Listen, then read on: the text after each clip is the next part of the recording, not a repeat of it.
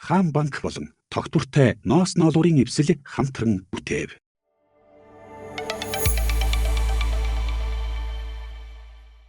Санхүүгийн сахилга бат багаас эхэлж итгэлтэй ирээдүүлөө хөтлөнө. Сайн байна уу? Энэ видеогоор өдөр тутмын жижиг зуршлуудаа ач холбогдлыг ойлгуулж, хувь хүн болон бичил бизнес эрхлэгчид ухаалаг хэрэглээ, хуримтлал, зардлын хяналтаар санхүүгээ удирдах урам зориг өгөх зорилготой. Бидний санхүүгийн амьдрал томоохон шийдвэр гаргалтаас бус, харин өдөр тутмын энгийн зуршлуудаас эхэлдэг. Хэрвээ та мөнгөө үргэлж хүрдэггүй, цалин буусан ч хурдан дуустдаг гэж боддог бол та ганцаараа биш. Харин сайн мэдээ гэвэл таны зуршлыг өөрчлөхөд ирээдүг өөрчлөх боломж нэгдэнэ. Энэ видеонд бид санхүүгийн сахилга бат гэж юу вэ? Мөнгөө зөв удирдах том амжилтанд хэрхэн хүргэдэг вэ? Урамтай амьдралд орхон дадал зуршлуудыг хэрхэн төлөвшүүлэх вэ гэдэг гэсэн сэдвүүдийн хүрээнд хамтдаа судалж амьдралдаа хэрэгжүүлэх хялбар алхмуудыг үзүүлье. Санхүүгийн сахилга бат гэж юу вэ? Энэ бол мөнгөтэй харьцах таны дадал, шийдвэрх хандлагыг хэлнэ. Сахилга баттай санхүү гэдэг нь мэдээж санхүүгээ бичиж тэмдэглэдэг, урьдчилан төлөвлөдөг, өөртөө хариуцлага тооцдог, хуримтлал үүсгдэг, санхүүгийн мэдээлэлээр суйрлаж шийдвэр гаргадаг байхыг хэлнэ. Яагаад та амьдралд чухал вэ гэж юу?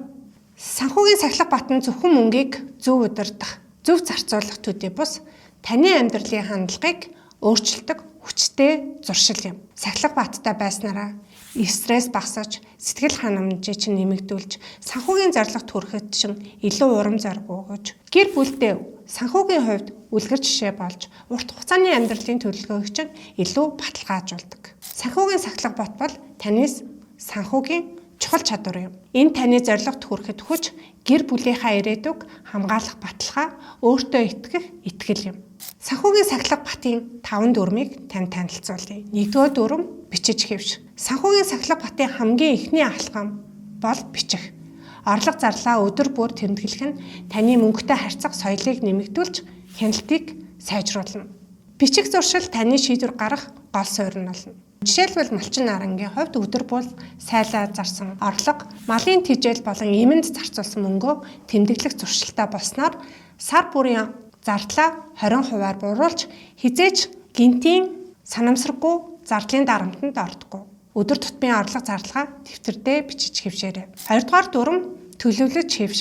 Хаашаа явахаа мэдэхгүй бол хаана хүрэх нь тодорхойгүй байдаг гэдэг шиг төлөвлөлт нь таны мөнгийг хааш нь чиглүүлэх вэ гэдгийг илүү тодорхой зааж чиглүүлж чадна. Тиймээс та хүнсний жигсаалт гаргаад сарын зардлаа урьдчилан тооцоолоод амралт болон томоохон худалдан авалт цэцэрлэгээ төлөвлөх юм бол ухаалаг хэрэглээний эхлэл болно.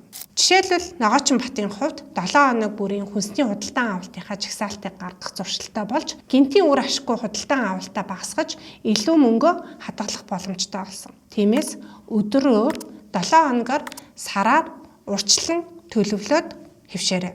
3-р дүрм хадгалаж хэвш. Хоримтлахгүй хүн хизээж өөртөө итгэлтэй байж чаддаггүй. Орлогоосоо тодорхой хувийг ихэн шууд хадгалдаг зуршил бол таны ирээдүйн итгэл, аюулгүй байдал, боломжийн үндэс болно.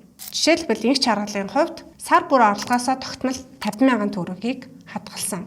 Ирэх жил барааныхаа нөөцийг нэмэгдүүлэх зорилготойгоор хуримтлаа үүсгэж чадсан. Та заавал тогтмол гэхгүйгээр орлогоосоо шууд 10%-ийг ч ихсэн хадгалах боломжтой. 4-р дүрм танд сур хийнэж эхэл.